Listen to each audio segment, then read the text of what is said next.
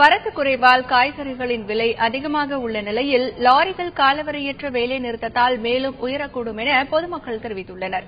கர்நாடகா மற்றும் நீலகிரி, கோபி உள்ளிட்ட இடங்களில் தொடர்ந்து மழை பெய்து வருகிறது. இதனால் அங்கிருந்து காய்கறிகள் வரத்து வெகுவாக குறைந்துள்ளது.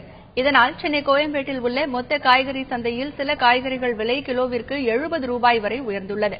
இந்நிலையில் லாரிகளின் காலவரையற்ற வேலை நிறுத்தம் இன்று முதல் ஆரம்பித்துள்ளதால் காய்கறிகள் விலை மேலும் அதிகரித்து பொதுமக்கள் பாதிக்கப்படும் நிலைமை ஏற்பட்டுள்ளது. சில காய் 15 ரூபா 20 ரூபா இருக்கு, மற்ற எல்லாமே 40 70 அந்த மாதிரி இருக்கு. 10 ரூபா பொருள் 70 ரூபா விற்குது.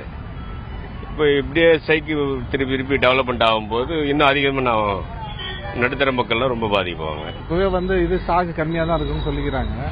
நம்ம நாளை மறுநாள் தொடர்ந்துன்னு சொன்னா கண்டிப்பா விலை அதிகமாகிடும். வாங்குறது கொஞ்சம் கஷ்டமா தான் இருக்கும். இப்போ உருளைக்கிழங்குலாம் கம்மியா தான் இருக்கு, அதிகமா ஸ்டாக் இருக்கிற மாதிரி தெரியல. குடமிளகாலாம் 100 ரூபாய்க்கு மேல சொல்றாங்க. அதெல்லாம் கம்மியா இருக்கும், 30 ரூபா 40 ரூபாயில இருக்கும். அதே மாதிரி இதெல்லாம் அந்த அழுகிற பொருள் இருக்குல்ல, கொத்தமல்லி அதுங்களும் விலை அதிகமாக தான் இருக்கு.